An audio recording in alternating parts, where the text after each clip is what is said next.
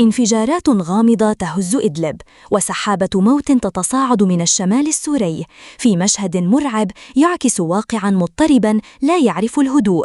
دوى انفجار غامض مساء اليوم في مدينة إدلب السورية، وامتدت أصداؤه لتصل إلى البلدات المجاورة، مخلفاً قتلى وجرحى بين المدنيين وفق ما أفادت به قناة الإخبارية السورية.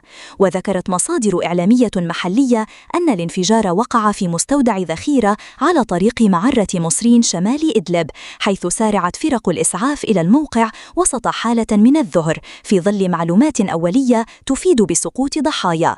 وانتشر على مواقع التواصل الاجتماعي مقطع مصور يظهر سحابة كثيفة من الدخان تتصاعد من موقع الانفجار، فيما علت أصوات الاستغاثة من المكان.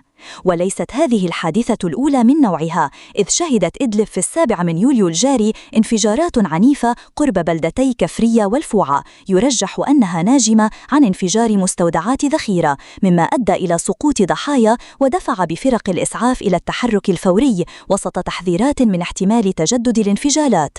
وتظهر لقطات مصورة تداولتها مواقع سورية تصاعد أعمدة الدخان من الموقع وسط حالة من الهلع بين الأهالي الذين تجمعوا قرب مكان الحادث.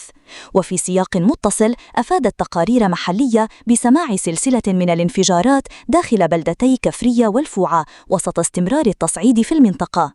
وأكد المرصد السوري لحقوق الإنسان أن استمرار الانفجارات حال دون وصول فرق الإنقاذ إلى الموقع خشية وقوع تفجيرات جديدة، مشيراً إلى وقوع خسائر بشرية مؤكدة. من جانبها، نقلت قناة الإخبارية السورية عن المكتب الإعلامي في وزارة الدفاع أن الانفجارات المتتالية قرب الفوعة ناجمة عن مخلفات حربية، وأرجعت السبب إلى الارتفاع الشديد في درجات الحرارة. وفي حادثة مشابهة خلال الأسابيع الماضية، وقع انفجار ضخم نتيجة احتراق صهريج في بلدة جبرين بريف حماة، ما أسفر عن مصرع 7 أشخاص وإصابة عدد آخر، وفق ما أفاد به مراسل القناة ذاته.